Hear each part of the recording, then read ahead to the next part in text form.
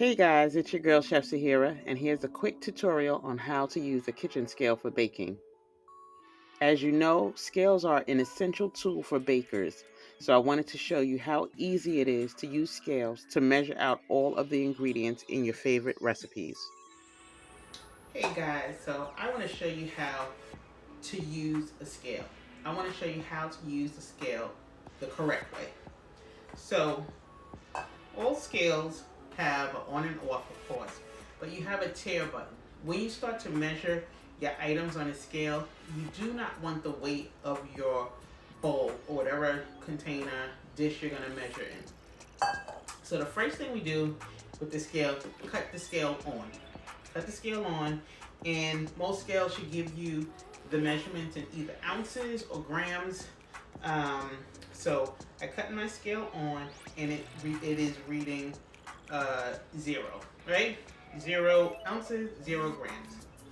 If I put my bowl on top of my scale weighs 88.4 ounces or 237 grams, right? If I needed to measure some flour or whatever ingredient into that, it's gonna add that 237 to it. So we don't want that. So that's when we tare. That's when we use the tare button, or I call tare 0. Tare equals 0. So I'm gonna hit my button again, just so my scale will read 0 when my bowl is on top of my scale. So now my bowl is on my scale. It's reading 0 grams, and it's also reading 0 ounces. I'm going to make this example really, really simple. So if I wanted to measure, let's say, 100 grams of flour, my scale is reading 0, and I just add flour until it says 100 grams.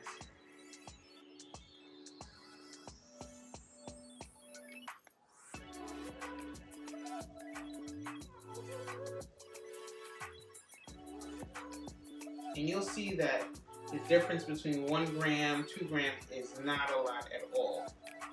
So my scale is now reading 100 grams. If I go to see what that is in ounces, I'm going to press my button to switch the measurement to ounces. 100 grams is 3.5 ounces. 100 grams is 3.5 ounces. So the beauty of the scale, we say scales make things easier and neater and faster. If we was to add, now let's say we're going to pretend this is sugar now.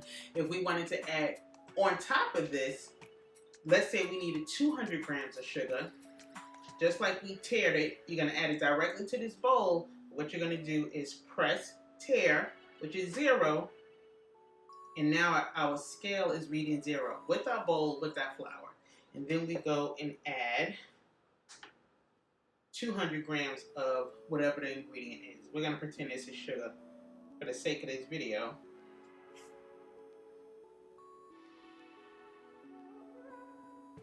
So now we have 200 grams of said ingredient.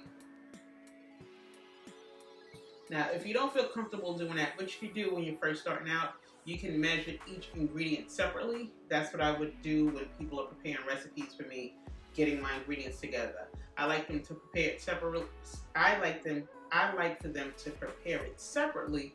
That way I can double check to make sure they scaled everything correctly. So now I would have my flour in here, my sugar. If you wanted to add it something small, a small ingredient like a baking soda or baking powder, and they gave it to you in weight, like 4 grams, 8 grams. Now you can add directly to this, right? Because it's so small, and until you get comfortable, what I would suggest is measuring a smaller container and measure your lighter ingredient, your salt, your baking soda, your baking powder, in a container like this. But you can also just add directly, right? So now we added our 200 grams. Let's say this is baking powder. Now we would just make sure we add 8 grams of baking powder.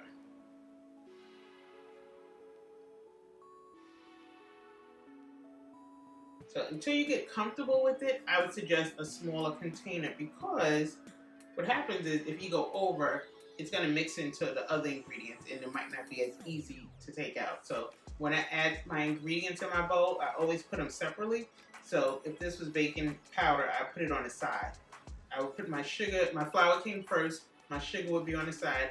I'm just not dumping it one on top of each other. So just in case I have to take out some of the ingredient, it's easier for me to see where it is. So if you had to measure, same thing applies. You put that small container on your scale, you make it 0, you tear it, and then you would measure out 8 grams.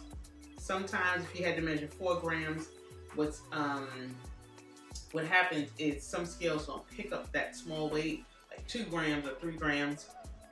What you can do is take the measurement of the container.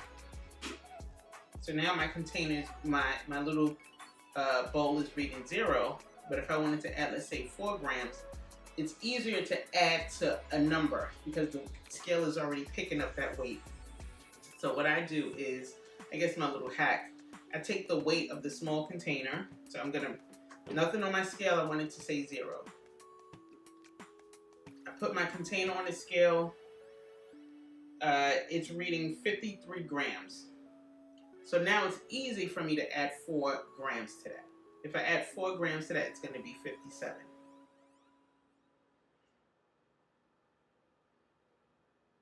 Just like that. And that way it is no, if I go over, I can easily take it out with no problem, as opposed to when you put it in a bowl, it might be a little harder to take out. It might be a little harder to take out. So I always suggest, when you're going to do small ingredients, I like to do it in a smaller container until you feel really, really comfortable. And that basically is it.